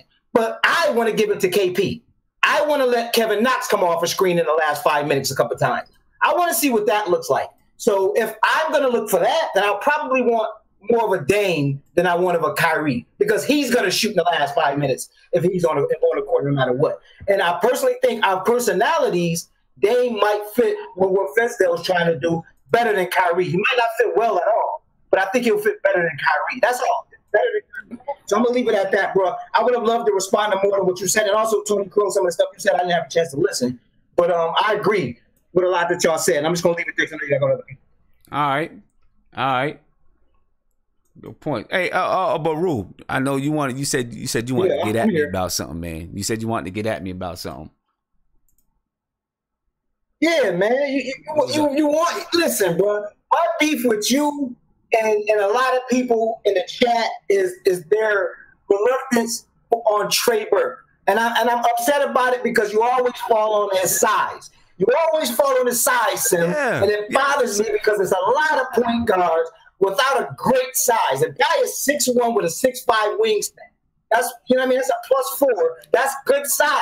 If we can get the most out of we can of his defense, he wasn't not playing defense last year. He just didn't play immaculate. Right, he didn't play great. He had too many points to score. Now, if we change that by giving the ball to KP and other people, maybe he have a little more focus on defense and being able to play with somebody like Ntilikina who focus on defense better. So I don't want to throw away Trey Burke. That's 6'5" wingspan, bro. I need you to respect a little bit more. And every time you say his size, and then you say, okay, Kemba. Part of the reason that he didn't play great defense is because of his size. That's part of the reason that he didn't play defense. It's because of his size. Trey Burke, he tried. I never said he didn't try. He tried. He tried to play defense. He tried to play hard. I've seen it. I could tell. You can look at someone's body language and tell if they're trying to play hard. But his size sometimes just prevented it. I mean, if you look at the numbers, the on-court, off-court numbers, he gave up when he was on the floor. The Knicks gave up 117 points per game. The other team's offensive rating was 117 when Trey Burke was on the floor. Compared to someone like Frank was 107. Even Ron Baker was 107. The other team's offensive rating was 107. Trey Burke's the other team's offensive rating was 117. And yes, the Knicks' offensive rating was better with Trey Burke on the floor, but the other team still outscored us by more points than when the other guards, besides Moutier, was on the floor. As a matter of fact, when Ron Baker was on the floor, the Knicks outscored the other team. But, that's a limited sample size because he only played so many games. You know what I mean? When Frank was on the floor, the Knicks scored 105, but gave up 107. That's 2.7 points. That's a 2.7 point differential. When Trey Burke was on the floor, the Knicks scored 112, but they gave up 117. I think that means something. You know what I'm saying? That's why, and listen, if he was 6'4", 6'5", maybe it'd be different. That's the reason why that's the reason why, that's my problem with Trey Burke. And, he's a shoot first guy too. You know what I mean? So, Viv, man, it's on you, man. 30 seconds. What's popping? All right, Sim. I didn't really get to track the chat this time around. We had a crazy discussion in the video chat. Yeah, I'm pretty sure. We didn't get a chance to even let it loose. I see my man Rafi came out the red light. He came out of the red light, man. I don't know. Go ahead. Yo, let me get 10 seconds, Sim, real quick. Look, Kyrie, Dame, you can go on and off about those two guys. It's really just boils down to health. Who's, are you willing to, take a gamble on, Kyrie's knees? Can you get it insured? Can you be willing to take on that risk? If you are, then I think he got a much better talent. Dame, Dame's a different player. And what we kind of saw, like in Portland's a different team too. They're a team that's built to win regular season games, but they're too flawed because they're kind of dependent on really two people, 2.5 people for the most part. So it's not, they don't get they're not really built for playoffs. So, I mean, who knows what Dame would be in a system that's more well-rounded? We don't know. But look, I mean, you can't really go wrong. It's going to be much harder to get Dame in a trade deadline deal. You got a lot of assets to get rid of, and if Dame Ever's on the market, that means we're going to be sending young people the other way. So it kind of really doesn't make any sense in any sort of direction. But yeah, that's really it for the most part. I did see I saw your the podcast on the X's and O's. That was a good looks, and I'll see you Thursday. All right, man. Appreciate it. I'm looking forward to do some more work with the X's and O's podcast for sure. Good work. Yeah, we're gonna do a lot. All right, Viv. Peace, man. Have a good one. Peace. All right, who we Ant? Where are you, Ant? What's up? Shout out to the chat. This is a nightly voice of reason. I feel like the later it get, the crazier these guys talk. But I think us Knicks fans, we need to chill out. Don't settle. Be patient. Don't settle for anything but our first option. We don't get Kyrie, sit on the money, and develop the young dude. I think trading for Damian Lillard screams desperation, and it screams that we want a superstar, right? So it's Amari, it's Melo all over again. We need to just go for our first option. If we don't get our first option, what are we rushing for? KP's 23, Frank is 20, 19, Knox is 18. We got time, so I wouldn't rush and settle for anybody other than our first option, which I think is Kyrie. So, all right. I think we should chill out. I got you. All right, man. Ant, I'll catch you on Thursday night. All right, boss. All right, peace. Oh, what? Guillermo. Yo, what's going on, man? Feel like this, man. I'll try to make this as simple as possible, man. With the Knicks, man, we're like that one dude where we got a nice little girl at home, and we could kind of build with her. She's not too pretty, she doesn't wear a lot of makeup and stuff, and she's chilling most of the time. But, we could build with her. She might be the one that we actually need versus the one that we want. And then when we get, we got our little job, we get a little leverage in our life. We want to go after the Instagram girl, man, who's like, she's a little Instagram model. She's taking, Photoshop pictures and everything. And then when we get her, she ain't what she was advertised to be, man. That's what I'm saying with the Knicks, man. Knicks fans, man. Knicks teams. We gotta be patient. Like, look, if Kyrie is not healthy and he has problems with the knee, there's no need to go after him. Damian Lillard, this is the same guy that he does all this Dame time, whatever, when it comes to the regular season. And the playoffs, he plays worse than me. So, and he comes to New York. Every game in New York, if you're going to be a contender, is going to be a playoff game. There's going to be pressure every night. You think the media is bad in Portland, Oregon? You're going to get ripped in New York. So if we don't have to go after these guys, let's not do it. We got money in our pocket. Let's just hold on and let's build with the girl we have now, which is Frank Ntilikina. Like I said in chat rooms, the only point guard I see shut down Kyrie Irving. So if we have something in that's building with my man Frank Nitty, let's just build with that, and let's not go after all these free agents that look pretty on the outside, but once we bring them in, they have 30 knee injuries and all stuff, and you can't play. So, salute to the chat room. Thank you for taking my call and everything. See you guys, man. Peace, man. All right, let me see. Any, meeny, miny, mo. Who am I gonna get to? Ron, it's on you, bro. Man, Sam, hey, in about 4 seconds, the teacher will begin to speak. The teacher. Man. Hey, this is a good debate, man. But My thing is, man, I'm trusting our process, man. I'm really happy for the guys that we got in the front office so far. Scott Perry, we ain't gonna go get no damaged goods. We ain't trading away no assets. We gonna rock with our young players, and I'm just ready to see our future with our young players, man. I'm not sending out nobody. The only person I'm sending out is Noah, Moutier, Hardaway. If they want them kind of players, man, I'm sending them out, and I'll drive them to LaGuardia. I won't even charge them no fare. I'll take them free of charge. You understand me? All hey, right. I don't want none of that. Hey, Knicks will be back. Peace to the chat. Hey, we are back, baby. All right. Later. Peace, Ron. Who's Mark? I'm on you, man. I hope you got the volume turned down in the back. I do, bro. All right, man. Give me your last 30 seconds. Hey, Mark, is your door like right on the side of the curb? Because every time I open you up, man, I hear trucks riding past, I hear ambulance. Like, yeah, I'm right on the boulevard, bro. I live on Merrick. I'm right on the boulevard. Yeah, man, I hear dogs outside barking. I hear bottles smashing. Everything. Yeah, it's like I live your on a door corner, is like a corner right house. There. Huh? I live on a corner house to a main street. Okay. I'm just wondering. My bad if it's messing up the stream. You know what I'm saying? But, yo, listen, man. Y'all got me stressed out. Man. You know what? I just feel like going with the truth that we got, because it's just stressful, man. All the things that I'm hearing, it's just stressful, man.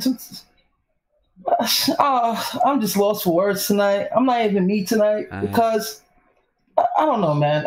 I don't know. All right. Well, I guess you end there. I see you got the fresh Knicks shirt on, though.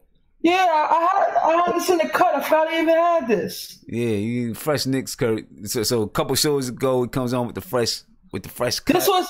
This was when Carmelo scored 62 that night. You was there? Yeah, I got it for like $20. I was like damn near behind first row. All right, it's a great night. All right, bet. All right, man. Hey, Mark. All right, I talked. Holla back. Peace, man. Peace. All right, so this is what I'm gonna do because these guys didn't even get a chance to talk. I'm opening you guys up. All right, I'm gonna open you guys up. We got some civilized guys here that we can open it up and let them talk, right? Because everybody, half the people that's in there. You the man, Simeon. You the man. Civilized. Yeah, so I didn't get the chance to hear what you guys think about the whole thing with D. Lillard, Kyrie Irving. So I want to ask you, because no one really answered the question. I heard one person say no. I want to ask you guys. We've been doing a comparison. If Damien Lillard was on the Cavs championship team instead of Kyrie, would the Cavs still have won? Hey, you choked me up on that, Sim. I honestly, I was like, Yeah, I don't know. I don't know. Y-E-S. I don't know. I can't put my money on it. I don't think I can put my money on it. Y-E-S. And I'll tell you why. Yes, Nate. Why do you say yes, Nate? Why do you say yes? Why? Because he's not afraid of the big shot. Okay. And I I was on the chat earlier and I was kind of getting trolled a little bit because of the people that didn't like my answer, but I like Dame's demeanor. He comes to work every day. He's a hard player. He doesn't shoot the best sometimes, I'll say that, but he does a lot for that team. And I think playing with a guy like LeBron, he's got that mentality to take that shot. And I mean, that's really what Kyrie did. I mean, Kyrie took the shots when LeBron didn't want to take them. Mm-hmm. And I think, Dame is one of those players that, he has that mentality. And that's why I would say, yeah, I think he would. And honestly, too, my big argument about Dame was the reason why I would take Dame in the last 5 minutes over Kyrie is because I think Dame's better of a playmaker. I think Kyrie is more of a one-on-one player. I mean, he's a great one-on-one player. Don't get me wrong.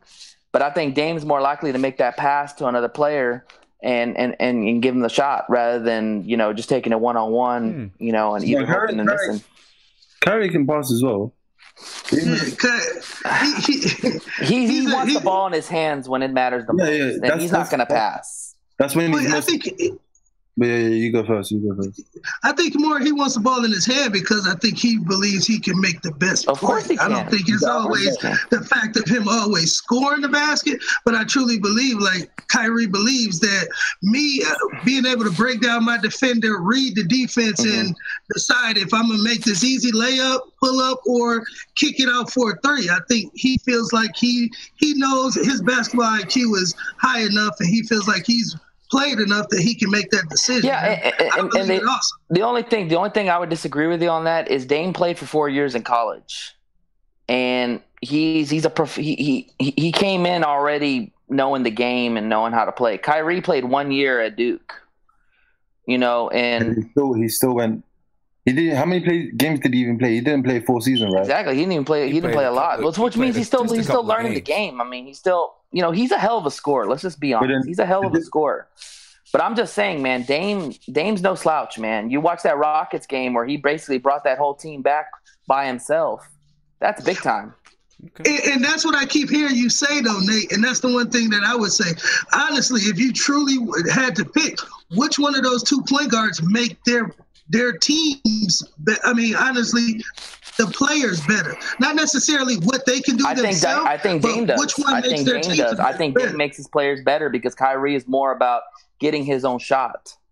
But then he's only averaged like 1.5 assists extra compared to Kyrie. I mean, like I said, I've just seen games with him. What I've seen more of, he wants to take the shot too. I mean, they're both big shot makers. I just think that by a slight advantage, I think I take him over in the last 5 minutes because, again, he's more seasoned.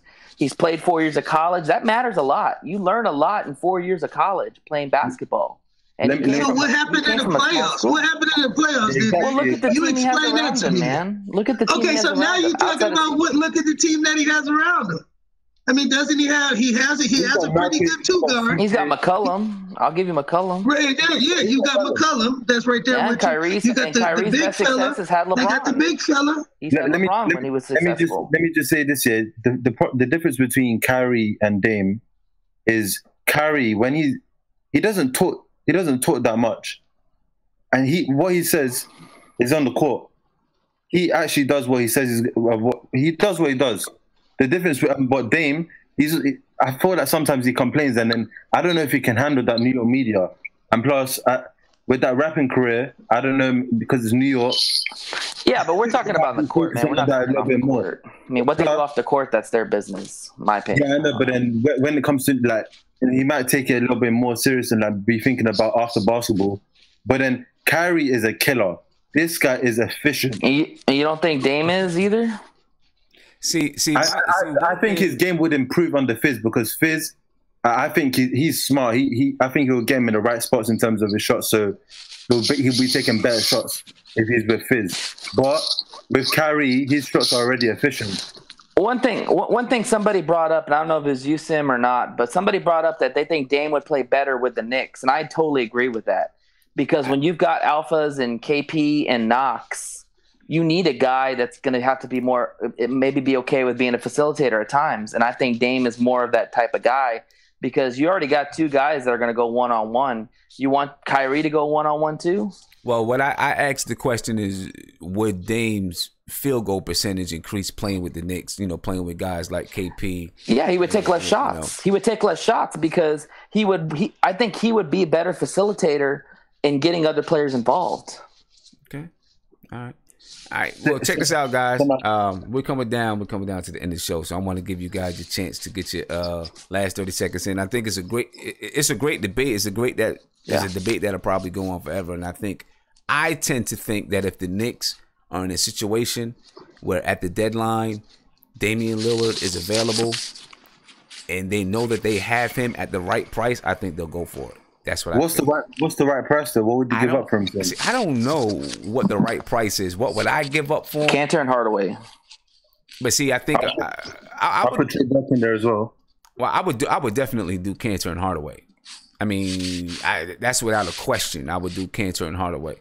I think Cantor would definitely have to be included in the deal, and he would be because his $18 million comes off the books. So I think that would definitely be included in the deal. I'd give up a 2020 first round draft pick. I did 2021. I do a first round 2021 protected top you said whatever pick they used to say, lottery pick, and I would do Cantor and Hardaway. I don't know if because you got to remember, Dame's almost 28 years old. I mean, I think he's 28 or 29. But Tim Hardaway was a first round draft pick, and that'd be steep. We need to get rid of Hardaway. Cantor's got an expiring deal that makes him more attractive to Portland.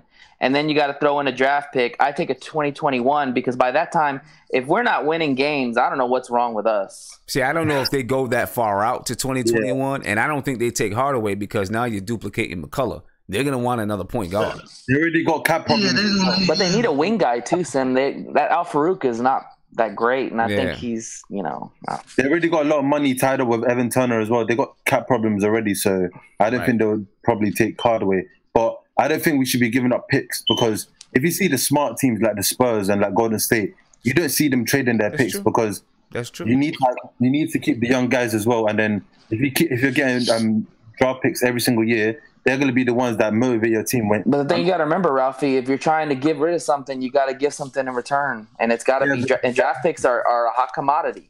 We have loads of former lottery picks. I know that they're not there right now, but there's potential still available with them. Hey man, outside of the lottery, I think it's a crapshoot of what you get out of your players. So I mean, if you protect that top 15 pick or 14 pick, whatever it is, I think it's worth it, in my opinion. All right, well, this is what I'm gonna do. I'm gonna give you guys. I wanted to give you guys a little bit of a chance to speak because you didn't get to come on live. So appreciate that. Thank you. The Prince. All right, Sim. I think, like I said, we're just gonna go ahead and lay it where it is. I think I would definitely go with Kyrie, bigger than anything. Like I said, I just believe he's more of a better playmaker when it comes down to it in those tough games. Outside of it, definitely looking for Knox Rookie of the Year. What else? What else did we cover today on the chat? We covered important dates. Important. Oh yeah, important dates. Like Rube said, definitely trade deadline. But yeah, I feel like Rafi. I definitely wouldn't give up no draft picks. If anything, I say if we don't get Kyrie coming in next year, I think we should just wait and draft us a point guard that's going to be here for the next 10 years. I don't believe we should go chasing. Like Ed said that too. We shouldn't go chase no point guard or whoever that big player is. I think we should just sit on the money. I think you said that too, Sim. But hey, man, good talking to y'all. Shout out to chat. See y'all on Thursday night. Take care, Prince. Good night. Keep doing your thing, Sim. All right, peace, man. Have a good one. All right, Nate, it's on you, man. Shout out to the chat. Thanks, Sims, for getting me in. And I know it's probably a little bit of a pest trying to get in all day, but I appreciate you getting me in, man. No problem. Real quick thing, man. You know me, I'm a big Frank Ntilikina supporter. I've been supporting this guy ever since he got drafted, even though everybody else is booing. The thing is, this whole point guard talk is all fine and dandy. Quite frankly, neither one of Kyrie or Dame can really guard the man in front of them, in my opinion. You've got an elite defender in Frank Ntilikina who you can put on a 1, 2, 3, or 4 position, and he can go out there and guard the best. And that's a very unique quality that you don't see in point guards anymore in the NBA. And the truth is, he's only 20. He's still learning the game. He's still developing. Let's let this guy, do his thing. Because who knows, if he has a great season this year, the chatter's going to go down for Kyrie or Dame because they're going to be like, hey, we got this 20-year-old that's only going to get better, and he's already a hell of a defender. I mean, really, why not keep what we already have, All right. Well, I mean, we're going to see, man. There's going to be a lot of things happen between now and the trade deadline. There's going to be a lot of talk. So definitely. And one last thing. The most important date, the first game. Because we get to see these players in live action see him. October against 17th. Good teams. October 17th. I can't wait. And it's a brand new season. And hey, man, who knows what's going to happen? there could we could be in for a huge surprise. We don't even know. Yeah. October 17th. I can't wait. And as a matter of fact, if anyone out there is looking to go to the game and you haven't bought your tickets, go to SeatGeek.com, purchase your tickets, and use the promo code NBK. Nice. You get a $20 discount. Man, I would go, but I'm in Texas, so I'll be watching them from the MSG network on TV. Well, when you go see, you close to San Antonio, Houston, Dallas, where'd you close to? Oh, I'll go to San Antonio for sure. No doubt about so that. when the Knicks play San Antonio, go to SeatGeek, use the promo code NBK. If it's your first time on SeatGeek, you get a $20 discount. That's what's up, man. You the man. No doubt. And I'm gonna have advertisement out about it probably in the next. Yeah, definitely remind me about that because I will definitely use that for sure. All right, no doubt. All right, appreciate it, Nate. All right, Sim. See you Thursday, man. Have a good night. Thank you for bringing us on. Have a good one. Peace. You too, bud. Rafi, it's on you, man. First of all, Sim, you're definitely getting paid, man. I'm working towards it, bro. Working towards it. No, not even SeatGeek. You're getting paid by somebody else. I'm getting paid by somebody else, huh? Ron Baker, man. You love to bring that guy up. Ron Baker's paying by this guy. Ron Baker is paying my bills. All these lights is on. You see the one stream that got cut off, Ron Baker didn't pay the internet bill. I had to send him a text saying, yo, what's up, man? Sim, please. That's why you never bring up the contract, because he's paying you part of that. Right. But anyway, everyone's saying that their most important date is the trade deadline or the first game. But for me, it's the London game, because that's going to be the first game I get to go to in my life. And it's going to be a Knicks game. So I'm going to enjoy that the most. That's what's up. Seeing Knicks fans in London is going to be a dream for me. I'm going to enjoy that a lot. But what was I going to say? With I got a question. I'm just going to end off with a question for you, or you could start off on the next show, wherever you want. Let's say, because KP is probably going to be out until March, so we're going to have another bad season probably. So that means we're going to get another lottery pick. Say if we get Reddish or Barrett, would you still get, and then we don't get Kyrie, would you still be trying to get Dame? What would you do? That's what I'm just going to say. That's what I'm going to end off with. You know what? Because then you can pair Barrett or Reddish with Ntilikina. That's a young core. And then we still have loads of cap space, and we can use that to fill our bench so we have a good depth. So I don't know. What would you do in that position? Anyway, peace. We don't get either one of them. I think I would use that money to fill in different pieces and see how we grow.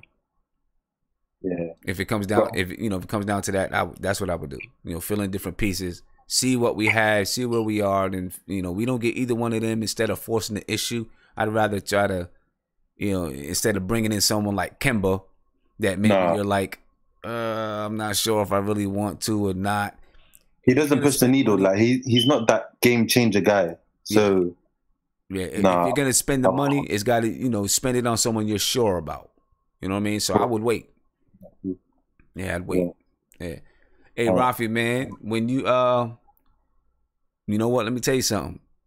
Pretty soon, maybe in the next 10 years or so, there'll probably be an NBA team in London. So that's with the it might be. That's what they're pushing for, man. That's what the league is trying to do. They're trying to expand globally. You know what I mean? So that would be nuts, man. Oh God. Don't even gas me up. Don't gas me up. Oh God. I ain't gonna leave the Knicks though. I don't think I can leave the Knicks, man. Unless I mean, regardless, man. At least that. But depending on if they're in the East or the West, I'm not exactly sure where the alignment is. They could play. The Knicks might travel there twice a year. You never know. Why you have to gas me up, man? Oh man. Yeah. I'll see you on Thursday, soon, man. All right, man. Have a good one, man. Later. Shout out the chat. Cool. All right. Yes, sir. Great show. Good show. I think that was a pretty good show. Listen, that's a debate that's going to go on all season long. There's going to be a lot of these debates. And some of you guys maybe, I know I am ready for the season to start so we can really get into some news, just breaking down players and breaking down plays and talking about what we need to do, player development and all that kind of stuff. I can't wait. But in the meantime, we're going to have these kind of conversations. But they're good. It's fun. Right? Damien Lillard, Kyrie Irving. I'm sure we're going to see that question some more this year. This season coming up. But anyway, tomorrow's hump day. Let's get over this day. I'll see you back on Thursday. Keep having a good week. Peace.